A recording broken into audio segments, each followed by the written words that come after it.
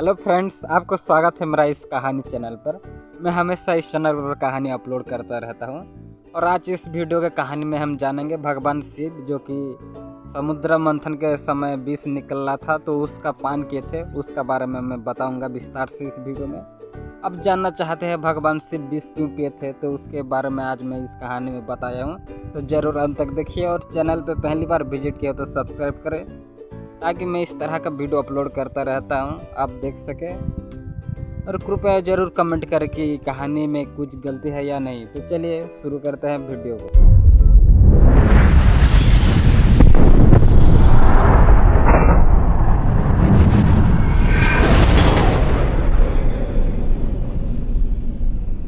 सनातन हिंदू धर्म के प्रमुख देवों में से एक है भगवान शंकर, जिन्हें संसार का देवता भी माना जाता है। इसके अलावा भगवान शंकर को भगवान शिव या भोलेनाथ या नीलकंठ जैसा अनेक नामों से भी जाना जाता है। भगवान शिव अत्यंत भोले और सरल होने के कारण ही भोलेनाथ कहलाते हैं। संसार के देवता होने की बावजूद संसार की रक्षा के लिए उनके द्वारा समुद्र मंथन के बाद उनके द्वारा विषपान तक किया गया। जब श्री हरि के कहने पर देवता और असुर दोनों मिलकर समुद्र मंथन की कार्य किया था। समुद्र मंथन में भगवान विष्णु और भगवान शिव की भूमिका बहुत रहा। समुद्र मंथन कर रहे थे तब अचानक समुद्र मंथन से विष का ज्वाला उत्पन्न हुआ। विष का प्रभाव से देवता, दानव और पूरा संसार मूर्छित होने लगा। तब भगवान देवों का देव महादेव विष को पान करने का निर्णय लिया।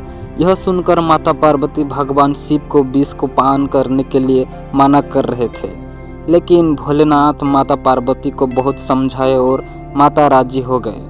तब भगवान शिव हलाहल विष को पान करने लगे और उस विष को कंठ में धारण कर लिए और संसार को विष के प्रभाव से बचाए। उसी दिन से भगवान शिव को विष पान करने से कंठ नीला पड़ गया तो नीलकंठ के नाम से प्रसिद्ध हो गए। आपने तो यह सुनी होगी पहले से ही इस कहानी, लेकिन आप यह जानते हैं जहां भगवान शिव ने इस विष को पान किया था? यदि नहीं जानते हैं तो मैं आपको इस स्थान के बारे में बता रहा हूं, जहां के बारे में मान्यता है कि भगवान शंकर ने वहीं विष को पिया था। दरअसल देवभूमि उत्तराखंड के ऋषिकेश को हिमालय का प्रवेश द्वार भी कहा जाता है। यहाँ मौजूद नीलकंठ महादेव मंदिर उत्तर भारत के प्रमुख शिव मंदिर में से एक है। यह नीलकंठ महादेव मंदिर ऋषिकेश से समीप पणिकुर पर्वत पर स्थित है। मान्यता है कि समुद्र मंथन के दौरान निकला हुआ विष को भगवान शिव ने इसी स्थान पर पिया था। विष पीने के बाद इनका गला नीला पड़ गया, इसीलिए उन्हें नीलकंठ कहा गया था। कहा जाता है कि भगवान शिव ने जब विष ग्रहण किया था तो उसी समय माता पार्वती ने उनका गला दबाया ताकि विष उनके पेट तक ना पहुंच सके। मंदिर के समीप पानी का झरना भी है, जहां पे पानी हमेशा झर रहा है, जहां श्रद्धालु मंदिर के दर्शन करने से पहले स्नान करते हैं। यह मंदिर वैसे तो ऋषिकेश शहर के निकट है, लेकिन पौड़ी जिले के यमकेश्वर ब्लॉक के अंतर्गत आता है। ऋषिकेश से नीलकंठ तक वाहन या पैदल दोनों तरीकों से पहुंच जा सकते हैं।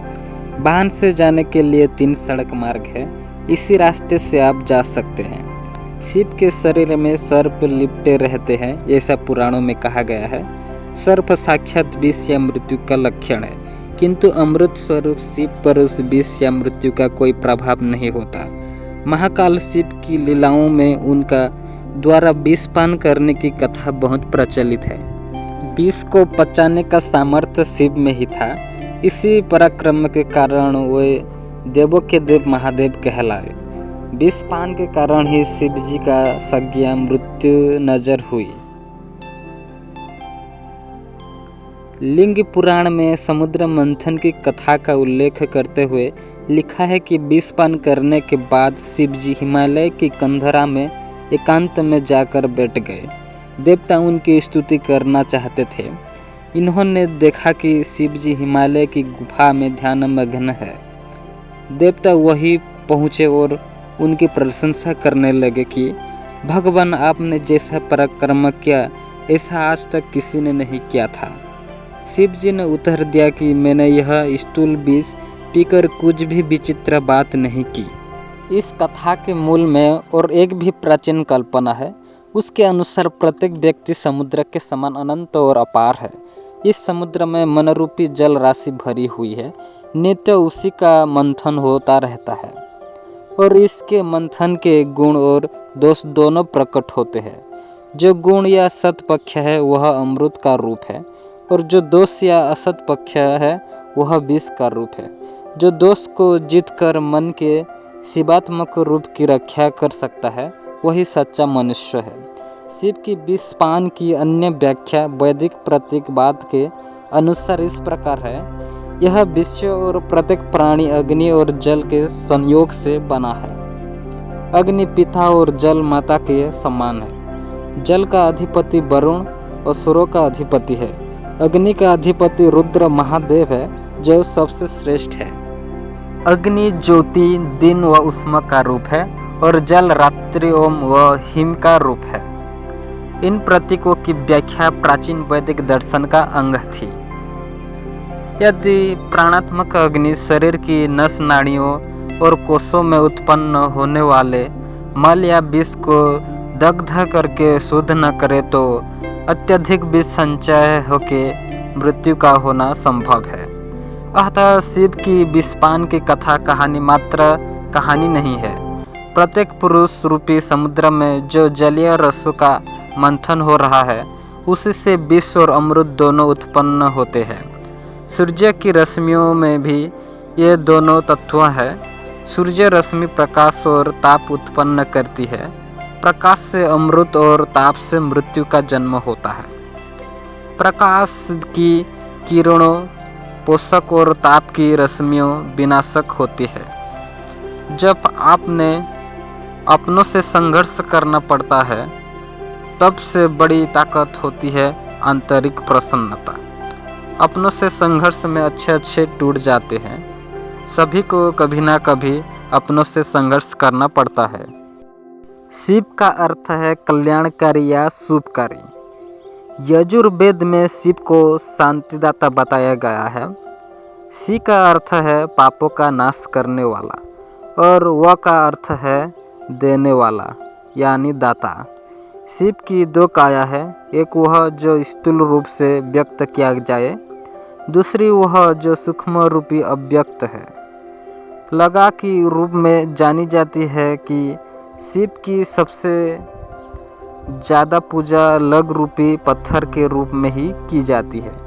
शिव को अर्धनारीश्वर भी कहा जाता है।